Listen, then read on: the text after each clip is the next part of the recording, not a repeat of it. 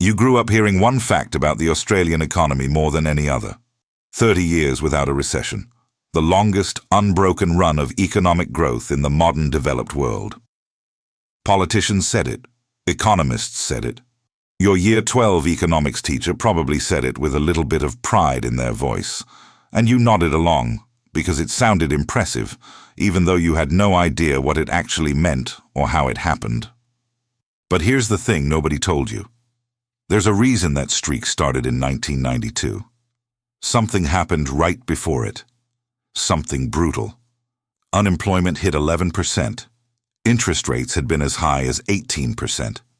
Businesses collapsed. Banks collapsed. Entire state economies were brought to their knees. And in the middle of all of it, the Treasurer of Australia, a man named Paul Keating, stood up in front of the cameras and said 5 words that would follow him for the rest of his career. This is the recession Australia had to have. And if you're like most Australians under 40, you've probably heard that quote. Maybe in a documentary. Maybe from your parents when they talk about how hard the early 90s were. Maybe in a meme. But you've never really understood what it meant.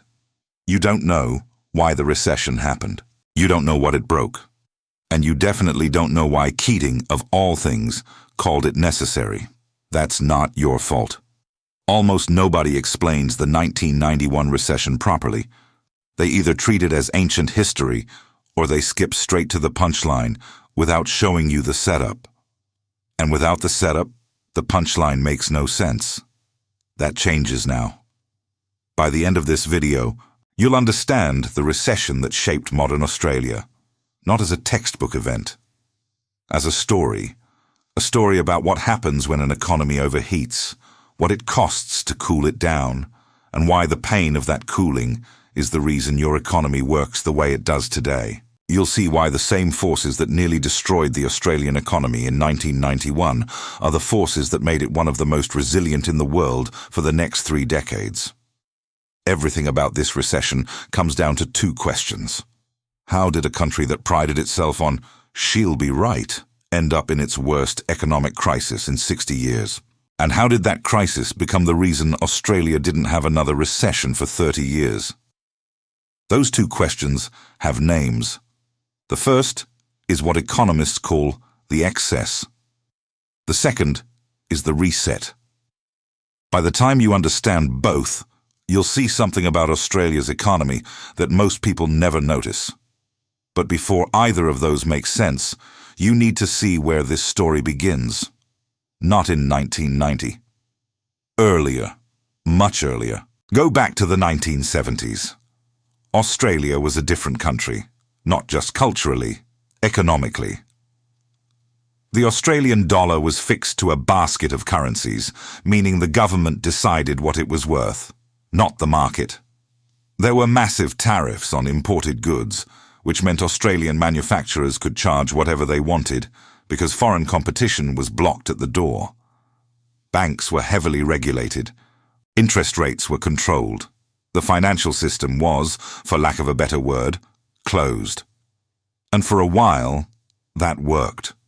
Or at least, it looked like it worked. Australian factories hummed along making cars, textiles and steel, protected from the world by walls of tariffs. But underneath, something was rotting. The economy was inefficient. Australian products were expensive and often not very good, because there was no competition forcing them to improve. The country was running on commodities, digging up rocks and growing wheat, and hoping the world would keep buying. Keating himself would later describe it as a banana republic, a raw materials exporter pretending to be a developed economy. The Australian economy of the 70s was like a car that only kept running because nobody looked under the bonnet. The tariffs and the protection hid the engine failing. Then came the 80s, and everything changed. The Hawke and Keating government floated the Australian dollar. They deregulated the banks. They started cutting tariffs. They opened the financial system to the world. And in doing so, they unleashed forces that would create both the greatest boom Australia had ever seen and the worst bust in a generation. To understand how, you need one idea first: Every economy moves in a cycle. It expands, then it contracts, then it expands again. This isn't a theory, it's mechanics.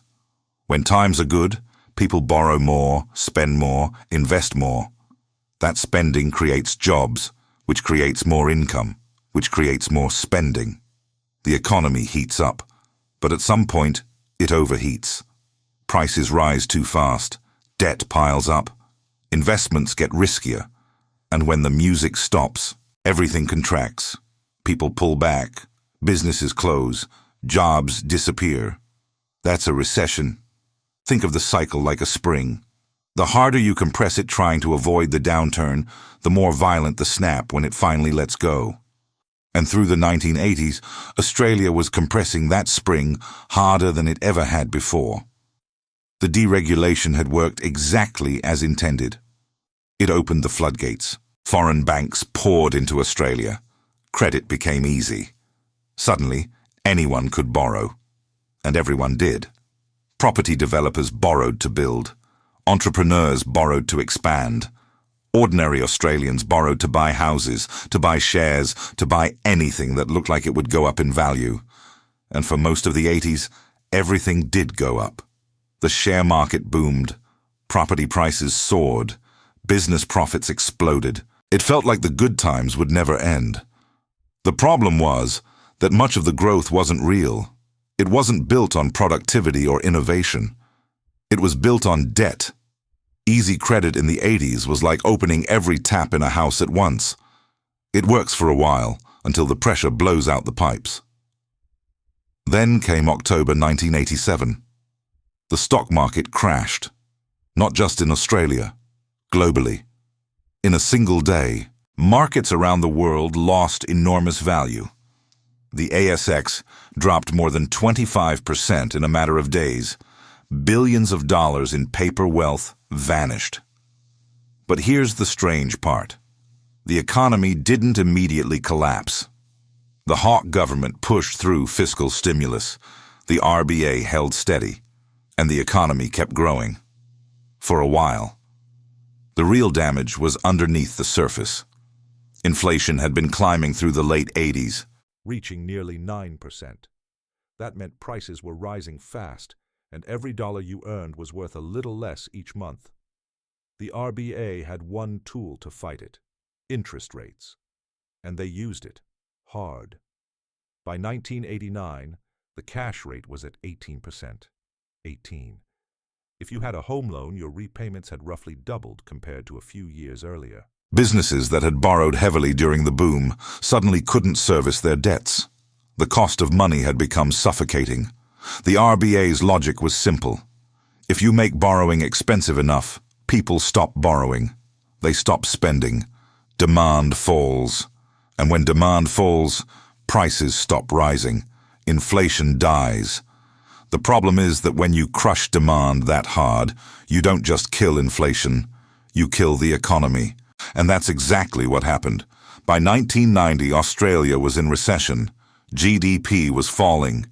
Businesses were folding. Unemployment, which had been around 6%, began climbing toward 10 and eventually passed 11%. For every 100 workers, 11 couldn't find a job. That's not a statistic.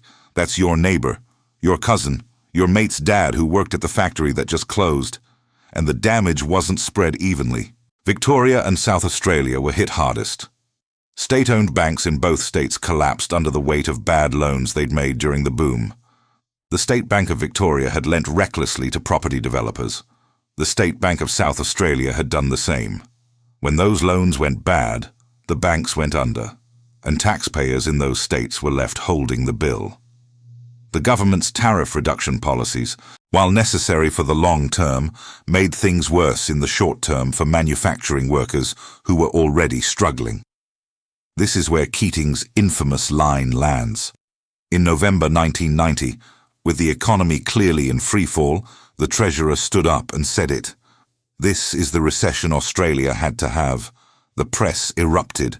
The opposition attacked. Ordinary Australians who were losing their jobs and their homes heard the man in charge of the economy say their pain was necessary. Keating himself would later say he regretted the remark, not because it was wrong, but because it sounded uncaring. And it did. But the underlying argument was real. The excess of the 80s, the reckless lending, the speculation, the inflation, all of it had to unwind. And an unwinding that size was never going to be painless. Now here's where the story turns. Because the recession didn't just destroy, it forced something else. A reset. When an economy goes through a crisis that severe, it doesn't just recover and return to what it was before. It changes. The pain demands answers. And the answers that came out of the early 90s reshaped Australia in ways that are still visible today. The first and most important change was how Australia managed inflation. Before the recession, the RBA juggled multiple targets. Inflation, yes, but also the current account deficit, the exchange rate, and employment. It was trying to do too many things at once, and the result was confused policy that kept interest rates higher than they needed to be for longer than they needed to be. After the recession, the RBA adopted what's called inflation targeting. One job: keep inflation between 2 and 3%. That's it. No more chasing 5 different goals. One target, one tool, and the independence to use it without politicians interfering. Every time you hear the RBA announce a cash rate decision today, you're watching a system that was born from the wreckage of 1991. The second change was superannuation. The idea of compulsory super had been introduced in 1986 through the industrial relations system. But it was the Keating government that expanded it and made it a centerpiece of national policy. The superannuation guarantee, which forces your employer to put a percentage of your pay into a super fund, was legislated in 1992. The logic was direct. The age pension alone couldn't support a retiring population. Australians needed their own savings, and if you left it to choice, most people wouldn't save enough. So the government made it compulsory. Every time you look at your super balance on MyGov, you're looking at a system that was built in the shadow of a recession. The third change was structural. Enterprise bargaining replaced centralized wage fixing, giving businesses and workers more flexibility to negotiate productivity gains. Tariff reductions continued, forcing Australian industries to compete globally or die. The financial system, chastened by the bank collapses, was reformed with tighter prudential regulation. Australia stopped trying to protect itself from the world and started trying to compete in it. The result of all of this was extraordinary. From 1992 onward, Australia entered the longest unbroken period of economic growth in the developed world. 30 years. Through the Asian financial crisis in '97. Through the dot-com bust in 2000. Through the global financial crisis in 2008, when the rest of the world fell into recession and Australia stayed standing. The reforms after the recession were like rebuilding a house after a fire. Painful, expensive, and slow. But the new house had smoke alarms, sprinklers, and fireproof framing. The old one had none of that. And that 30-year run wasn't luck. When the GFC hit, the Australian government responded with a stimulus package designed by Treasury Secretary Ken Henry, whose approach, go hard, go early, go households, was directly informed by his experience during the early 90s recession. He had watched what happened when the response was too slow. He swore he wouldn't let it happen again. And he didn't. Australia was one of the only developed nations to avoid recession during the GFC. That's not a coincidence. That's institutional memory forged in crisis. Here's the part most people never see. The excess and the reset look like two different things. One is reckless, the other is disciplined. One nearly destroyed the economy, the other saved it, but they're not two things. They're the same thing, seen at two different points in time. The deregulation that opened the floodgates of credit in the 80s is the same deregulation that created a flexible, globally competitive economy in the 90s. The floating of the dollar that made the economy vulnerable to capital flows is the same floating that allowed the dollar to act as a shock absorber for the next 3 decades. The tariff cuts that killed manufacturing jobs in the short term are the same tariff cuts that forced Australian businesses to innovate and compete internationally. The recession wasn't the failure of reform, it was reform's growing pain. The same medicine that nearly killed the patient is the medicine that cured it. Australia didn't survive 30 years without a recession in spite of what happened in 1991. It survived because of it. The crisis and the miracle are not two chapters. They are one chapter, read from two ends. Once you see that, you can't unsee it. Here's what most people get wrong about the 1991 recession. The first mistake is thinking that 30 years without a recession was luck, or some kind of natural Australian resilience, the "she'll be right" attitude scaled up to a national economy. It wasn't. It was deliberately engineered. Inflation targeting, compulsory super, financial regulation reform, enterprise bargaining, tariff reduction.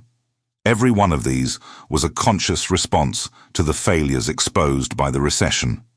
The miracle was built, not born. The second mistake is blaming Keating alone for causing the recession. The reality is more complicated. The RBA kept interest rates too high for too long. Keating privately argued for rates to rise earlier and come down sooner. But the Reserve Bank and Treasury disagreed. The recession was the product of collective policy failure, not one man's decision. And ironically, many of the reforms Keating championed during and after the crisis are the ones economists now credit with Australia's long prosperity. The third mistake is believing Australia is immune to recessions. The 30-year streak ended with the pandemic in 2020. The immunity was never permanent. It was conditional on the reforms continuing to work, on institutions adapting, and on policymakers remembering the lessons of '91. The moment you forget why the house has smoke alarms is the moment you start leaving candles unattended. Let me show you exactly how this knowledge is useful right now. When the RBA raises or lowers the cash rate, you're not watching a random decision. You're watching inflation targeting in action, a system created because the old approach of juggling multiple targets led directly to the worst recession in 60 years. Knowing this helps you understand why the RBA sometimes makes decisions that seem to hurt in the short term. They've seen what happens when you let inflation run. When you look at your super balance and wonder why the government forces you to save, the answer is 1991. The recession showed that the age pension alone couldn't fund retirements. Compulsory super was the fix. Your super exists because of a crisis most Australians under 40 have never heard explained properly. When you hear economists say Australia dodged the GFC, you now know the full picture. Australia didn't dodge anything. It responded faster and harder than almost any other country because the people making the decisions had lived through '91 and sworn never to repeat it. The playbook that saved Australia in 2008 was written in the pain of 1991.